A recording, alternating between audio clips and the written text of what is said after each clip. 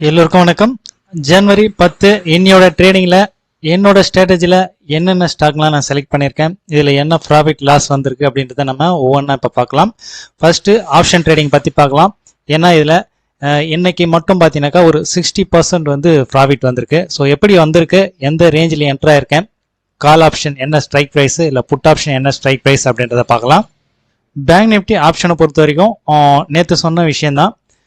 இதுக்கு பார்த்தீங்கன்னாக்கா chart base பண்ணி நான் ட்ரேட் பண்ண போகிறது கிடையாது.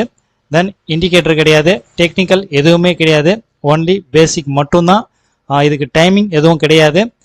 நம்ம எந்த டைமிங்கில் என்ட்ரு ஆகிறோம்னு நினைக்கிறோமோ அந்த டைமில் தாராளமாக நம்ம என்ட்ரு ஆகலாம். அப்படி செய்யக்கூடிய இந்த ஸ்ட்ராட்டஜியில் இன்னைக்கு பார்த்தீங்கன்னாக்கா இன்வெஸ்ட்மெண்ட் வேல்யூ 5635 ரூபா, இன்னையோட ரிஸ்க்கு 650 ரூபா, ரிவார்டு அப்படின்னு பார்க்கும்போது 4250 ரூபா கிடைச்சிருக்கும். ஸோ நான் எப்படி எந்த லெவல் என்ட்ரு ஆயிருக்கேன், என்ன ப்ராஃபிட் புக் பண்ணியிருக்கேன் அப்படின்றத அக்கௌண்ட்டில் பார்க்கலாம். பேங்க் நிஃப்டி ஆப்ஷனில் 41,500 புட் ஆப்ஷன் நான் எடுத்திருக்கேன். Bank Nifty option 41,500 put option 225 ரூபா 40 காசுக்கு பை பண்ணியிருக்கேன். 347 ரூபா 35 காசுக்கு செல் பண்ணியிருக்கேன். ஆக்சுவலாக 225 ரூபா 40 காசுக்கு வாங்கின பிறகு 397 ரூபா வரைக்கும் போயிருக்கு. ஆக்சுவலாக நான் பார்த்தீங்கன்னா டார்கெட் எப்பவுமே ஃபிக்ஸ் பண்ண மாட்டேன், ஒன்லி ஸ்டாப் லாஸ் மட்டும்தான். அதனால் எனக்கு 347 ரூபாயில் ஸ்கொயர் அப் ஆகிருக்கு. இதே நம்ம ஒரு 2000, 3000, 4000 அப்படின்ற மாதிரி புக் பண்ணுறவங்களா இருந்தால் ஒரு 4000 ரூபாய் டார்கெட்டை இன்றைக்கி நம்ம புக் பண்ணியிருக்கலாம். இருந்தாலும் இந்த 3000 ரூபாய் ப்ராஃபிட் அப்படின்றது பார்த்தீங்கன்னா நம்மோட இன்வெஸ்ட்மெண்ட் வேல்யூக்கு இன்னைக்கு 60% ப்ராஃபிட் வருது. அடுத்து ஒரு நாள் ஒரே ஸ்டாக்கு, இன்னைக்கு என்னென்ன ஸ்டாக் நான் இன்னைக்கு செலக்ட் பண்ணியிருக்கேன், அதில் என்ன ப்ராஃபிட் லாஸ் வந்திருக்கு அதையும் நம்ம செக் பண்ணிடலாம். 20 மாதங்கள் என்னோட டார்கெட், 10 மந்த் டார்கெட்டை இந்த மூணுத்தையும் நம்ம ஒன்றா செக் பண்ணிடலாம். ஃபைனலாக கோல்டன் ஸ்டாக் யார் அப்படின்றத நம்ம பார்த்துடலாம். 20 மந்த் டார்கெட்டில் HDFC bank, Tata motor 2 stock தான் இன்னைக்கு எக்ஸிக்யூட் ஆயிருக்கு. இது ரெண்டுத்துலையுமே இன்னைக்கு ஒரு 453 ரூபா லாஸ் இருக்கு. இது வந்து ஒரு 50,000 ரூபா, ஒரு ஸ்டாக்கோட வேல்யூ 50,000 ரூபா. டோட்டலாக இதில் வந்து 1% லாஸ் வந்திருக்கு. 10 மந்த் டார்கெட் பொறுத்த வரைக்கும் இன்னைக்கும் லாஸ் வந்திருக்கு. கண்டினியூவா பாருங்க, இந்த மாதம் அதாவது இந்த வருஷத்துல ஜனவரி மாதம் 2ஆம் தேதியிலேருந்தே பார்த்தீங்கன்னாக்கா நமக்கு கண்டினியூவா லாஸாக வந்துட்டு இருக்கு. இன்னைக்கு மொபைல் ஸ்ட்ராட்டஜியில் ஒரு 1250 ரூபா 2% கிட்ட லாஸ் வருது. டெஸ்க்டாப் ஸ்ட்ராட்டஜியில் ஒரு 750 ரூபா 1.5% இன்னைக்கு லாஸ் வந்திருக்கு. 20 மந்த் டார்கெட் ஆகட்டும், 10 மந்த் டார்கெட் ஆகட்டும், கண்டிப்பாக நமக்கு வந்து நிஃப்டி இண்டெக்ஸுக்கு தகுந்த மாதிரி எதுவுமே போகலை. ஏன்னா வால்யூம் வந்து ரொம்ப கம்மியாக நடக்குது. மேக்ஸிமம் எல்லாமே ஆப்ஷன் ட்ரேடிங்கில் பண்ணுறதுனால நமக்கு ஈக்விட்டியில் அந்த அளவுக்கு வால்யூம் நடக்காதனால தான் பார்த்தீங்கன்னா நமக்கு இது போல் லாஸ் வந்துட்டு இருக்கு. இதே இன்னைக்கு ஒரு நேற்றே எடுத்துக்குவோம், நம்ம நேற்று இன்னைக்கு எடுத்துக்குவோம். நேற்று ஒரு 200 பாயிண்ட் மைனஸு, இன்னைக்கு ஒரு நிஃப்டி வந்து 200 பாயிண்ட் மைனஸு.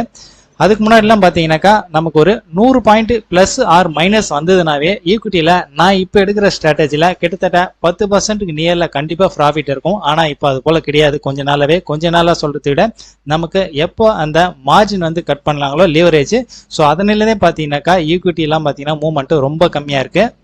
இருந்தாலும் நமக்கு கண்டினியூவா லாஸ் வந்தாலும் நம்மளோட ஸ்ட்ராட்டஜி என்னவோ அது பிரகாரம் நம்ம ஃபாலோ பண்ணி ட்ரேட் பண்ணோம் அப்படின்னாக்கா கண்டிப்பாக இந்த லாஸ்லாம் ரெக்கவர் ஆகிட்டு ஒரு நல்ல ஒரு ப்ராஃபிட்லேயே நம்ம போய் நிற்கலாம்.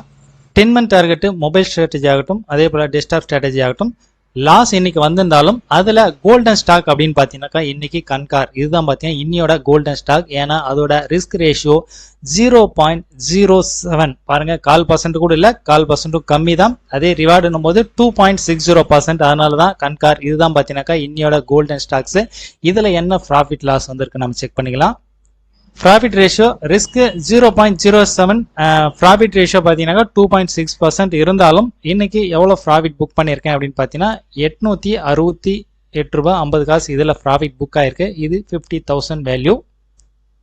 ஒரு நாள் ஒரு ஸ்டாக்ல இன்னைக்கு கொடுத்த ஸ்டாக் இந்த 4 ஸ்டாக் தான். இந்த 4 ஸ்டாக்கும் இன்னைக்கு ஒரு ஸ்டாக் கூட பர்ஃபார்ம் பண்ணல. நமக்கு கிடைச்சிட்டு எல்லாமே மேக்ஸிமம் பார்த்தீங்கன்னாக்கா ஒரு 4% கிட்ட இதில் வந்து இன்னைக்கு லாஸ் வந்திருக்கு. ஃபைனலாக இன்னையோட ட்ரேடிங்கில் என்னென்ன ஸ்டாக் நல்லா பர்ஃபார்ம் பண்ணி, என்ன சில டாப் வேல்யூலையும் சரி டாப் வால்யூம்லையும் சரி இந்த 3 ஸ்டாக் தான் பார்த்தீங்கன்னாக்கா நல்லா பர்ஃபார்ம் பண்ணியிருக்கு.